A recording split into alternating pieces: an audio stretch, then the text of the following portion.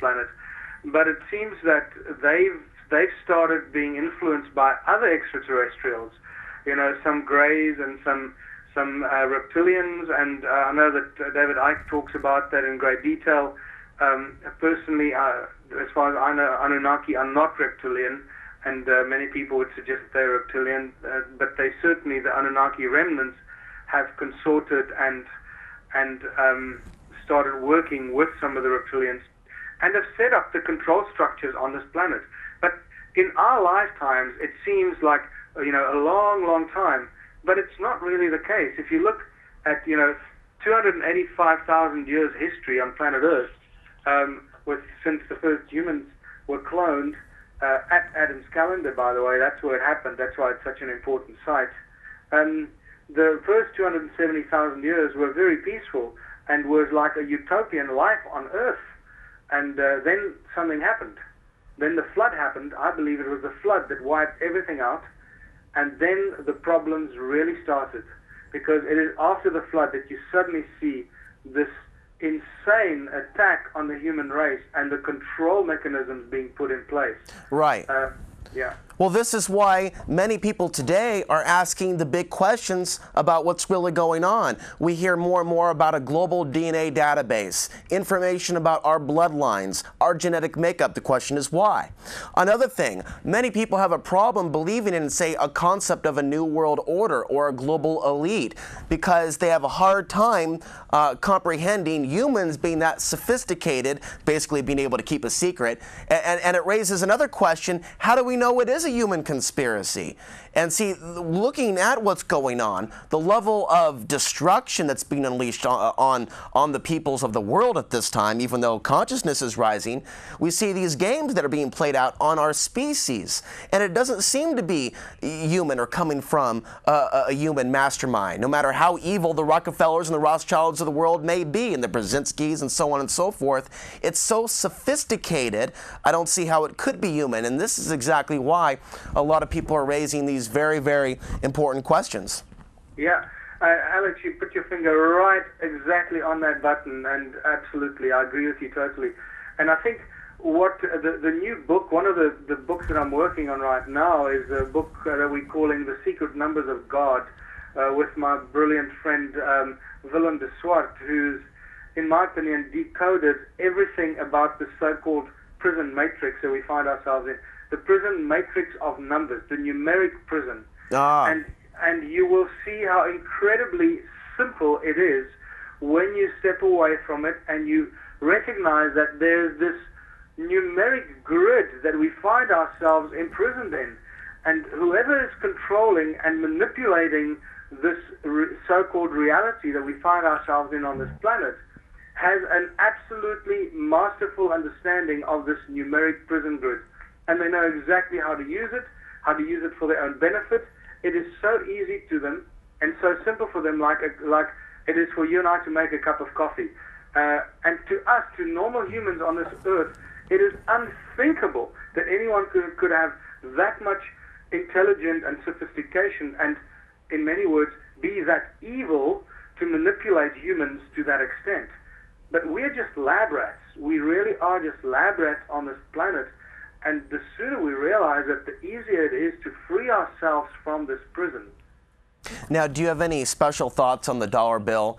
Many people believe that the eye on the top of the dollar bill isn't really a human eye. It appears to be perhaps something else. It's been described by many analysts and researchers as an eye with scales.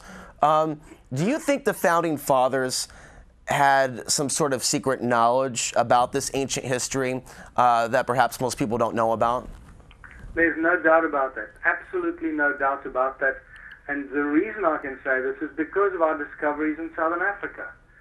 This information has been kept by a small group of elite high priests, royal bloodlines that have been selected and have been interbreeding for thousands and thousands of years, have not been allowed to breed out of the bloodline, and they've kept this information for as close to their chest as possible. Advanced knowledge.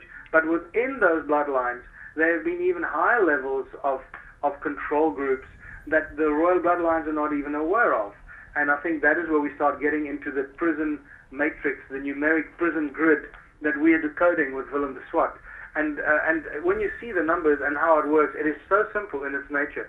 It is so simple, Alex, that you will not actually believe it. And the only thing is that it's through its simplicity, it's also complex because we're dealing with 10 numbers. You know, like our computers are run by zeros and ones, the whole binary code. Right. And all the most advanced computers in the world, you can imagine how incredibly powerful they are. They just run on zeros and ones. Now imagine a binary code that runs on 10 numbers, not on 2 numbers, but on 10 numbers, and each number can be utilized to the power of infinite. And that's, I mean, as a start, it sounds unthinkable, but that is what this numeric prison grid is all about. It is not real, and yet it is so advanced and so complex that it seems absolutely positively real to all of us. Exactly. They keep repeating 2 + 2 = 5, and the bulk of the population believes it through repetition. The perfect example is the Gregorian calendar. Pope Gregory, a couple hundred years ago, helped establish with the elite this new global artificial system of time. 60 minutes, 60 seconds, 12 months, not the natural 13 months like it ought to be if we were in line with the moon, like the Mayans. That's right. That's right. Now, once again, we can bring all this information. You know, you said, is it possible that a small group of people could be that sophisticated and that knowledgeable? Absolutely. Look how long it's taken us to find this missing civilization in Southern Africa. Until recently, until I started putting out these books, just 2 years ago, sharing this information with the world, and we're only scratching the surface. Very few people are aware of this because, I don't have a large publisher. I've had to put this out myself and share this information myself with the world, and quite often with great difficulty and a huge obstacle and opposition from the established education systems and academia, as you know. Until recently, until we started putting this out, nobody could have ever imagined that there was this vast civilization of over 50 million people that lived for over 270,000 years at the southern tip of Africa, mining gold, not just gold, all other minerals that you can imagine, but gold being the primary one. Mm-hmm. Now, if you can keep that kind of information away from the mainstream global population, and using advanced knowledge and technology of what I now refer to as the laws of nature or sacred geometry. Right. And it's the laws of nature that is the only law in the universe. Everything else is just man's feeble attempts to try and define the laws of nature, and as you know, we fall horribly short of trying to define that. Exactly. I mean, if you look at how people live today, we don't live in circular homes. At least most people don't. We live in square homes, and you don't even see squares in nature. You see circles. You see Exactly. tetrahedrons, hexagons. We're showing some images of that now, and it's. It makes me want to live in a yurt, Michael. It makes me want to live in a circular home. Exactly. A world without boxes. Well, you'll find that when you start analyzing sacred geometry, it is the natural order of things. Circular structures are the natural order of things because it all comes down to the primary source, and the primordial source from all ancient civilizations, including the Bible, is sound.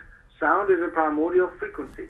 And that still is, that's a big hurdle to cross for some people. And, it is in verse 3 of Genesis that God says, let there be light. So first it's the word of God, which is the sound of God, and then immediately afterwards, the sound of God is joined by light. And for those that have studied the work of Drumvelo Melchizedek, will know his teachings on how light and sound are inextricably linked.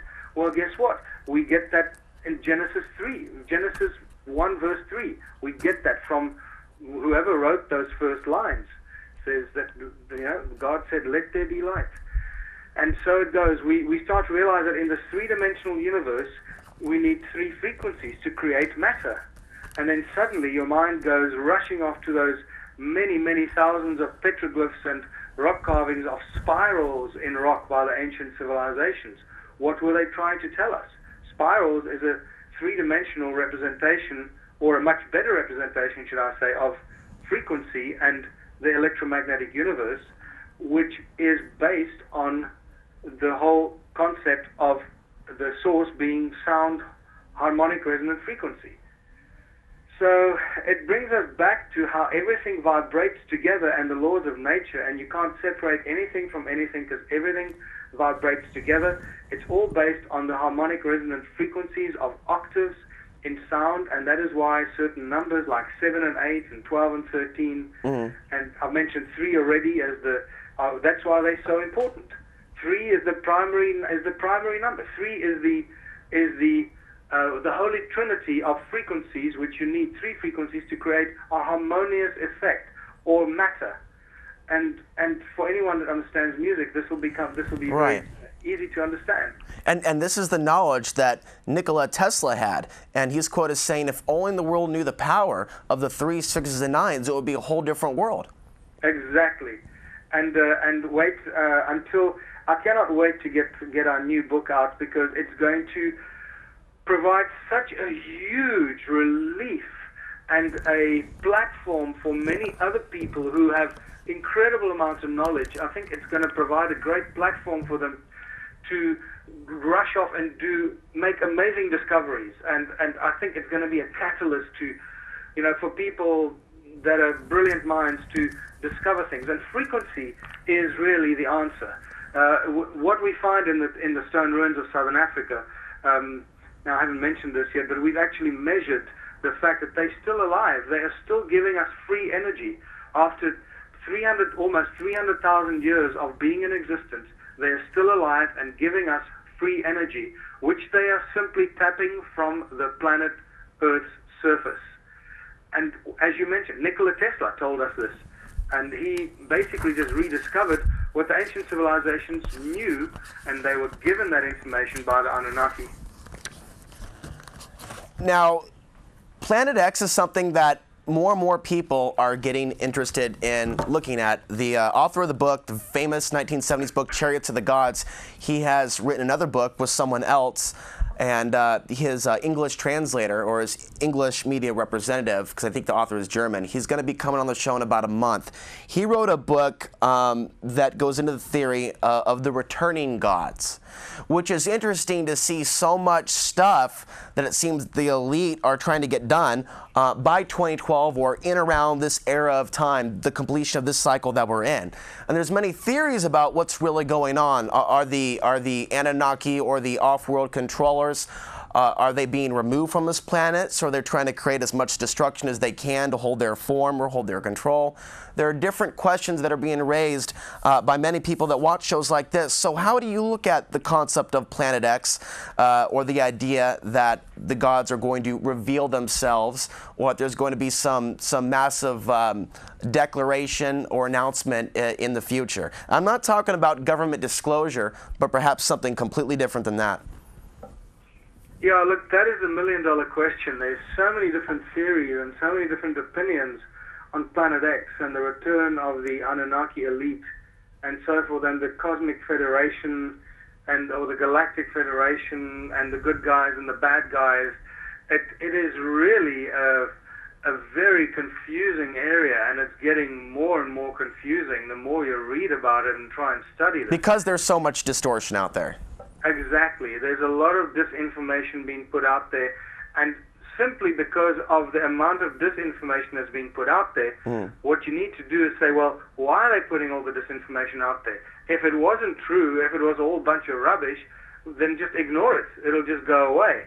But obviously, because of the amount of disinformation that's going out there, I believe that we've got a serious event that's about to happen. I think 2012 is going to take a lot of people by surprise, and please don't compare 2012 to the millennium bug. It's not the same kind of thing. A lot of people draw these kind of comparisons, and they say, oh, but look, right, everyone's talking about the millennium bug and nothing happened. So it's not the same kind of thing. I get all the time, but do you think the Y2K media frenzy was by design, a kind of by design cry wolf scenario? I know a lot of people that I've talked to in the software industry, they believe that it was a real threat and that we averted it. But I really have my doubts, and I had my doubts at the time that they were generally concerned about this.